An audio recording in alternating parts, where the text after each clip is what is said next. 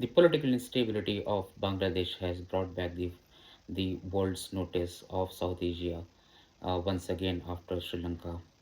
Uh, South Asia was generally a peaceful region, barring a few skirmishes between India and Pakistan, which has been happening since 1947, and for the world, this is like a no news.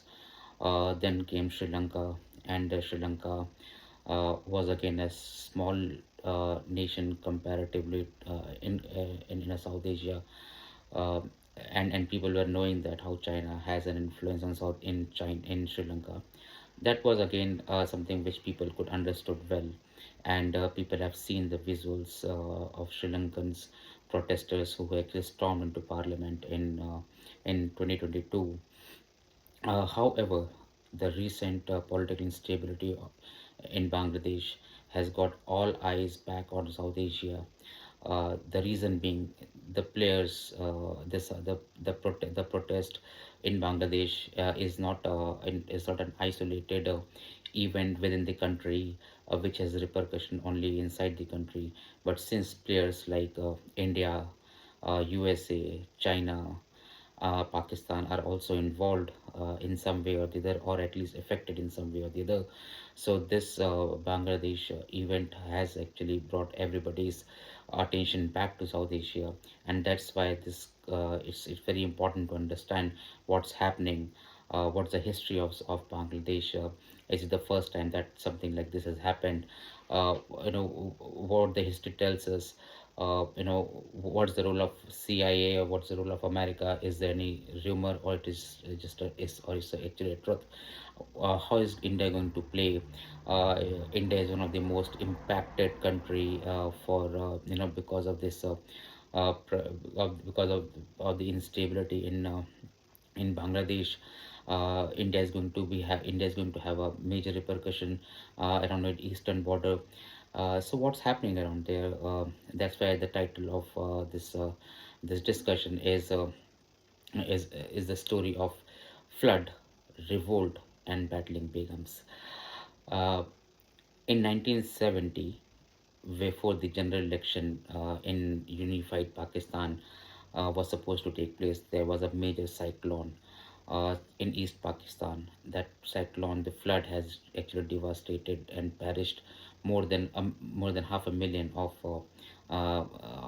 East Pakistani people, and displaced more than millions of East Pakistan, so much so that there was a widespread discontent among the people, and the fact that there was the Pakistani army, the unified Pakistani army, was not able to give them a relief or provide them some kind of aid, and the East Pakistan had to depend on the outsiders to survive that devastating flood, brought a huge amount of discontent among the people. This is the backdrop. uh, this is one of the triggering point when the general election had happened. However, in 1947, after the partition of India and Pakistan, everybody knows that the western border of Pakistan was known as West Pakistan, and western border of India was known as West Pakistan, and eastern border of India was known as East Pakistan, and they were like a united country.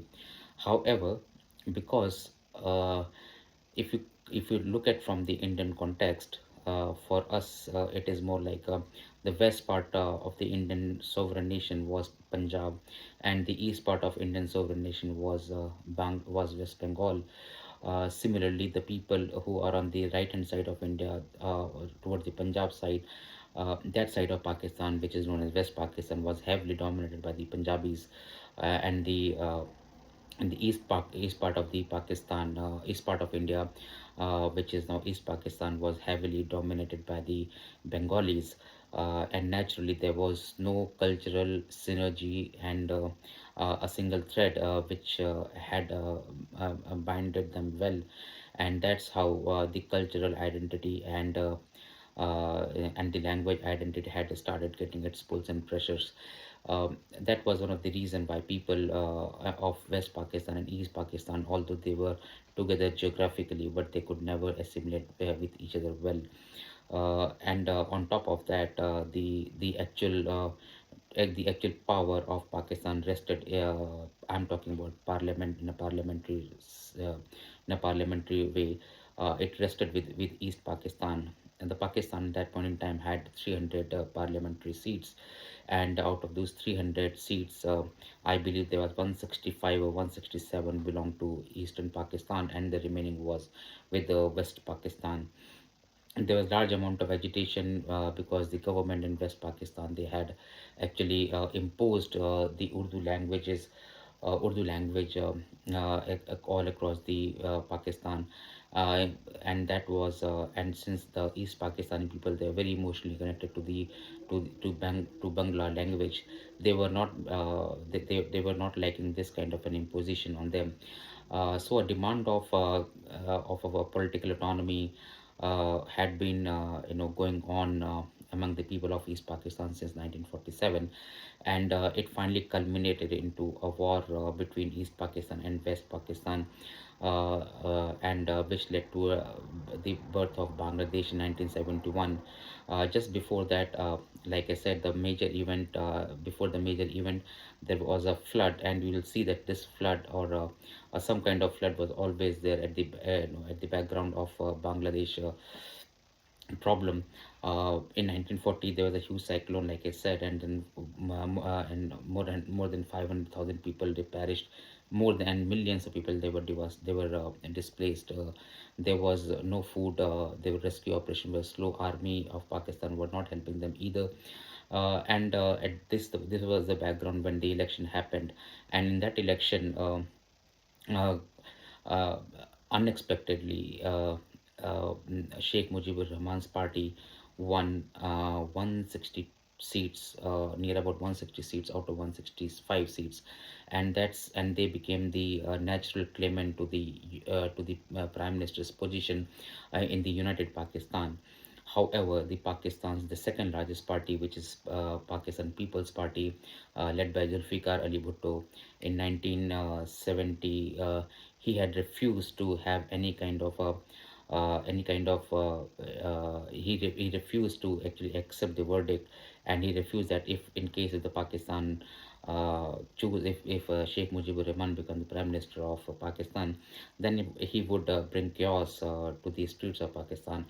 And his party actually won around 80 or 85 seats out of 138 seats, which was reserved for West Pakistan. uh, there was a lot of discussion which has happened, where both the leaders Sheikh Mujibur Rahman and Zulfikar Ali Bhutto, they discussed to form a kind of a joint government.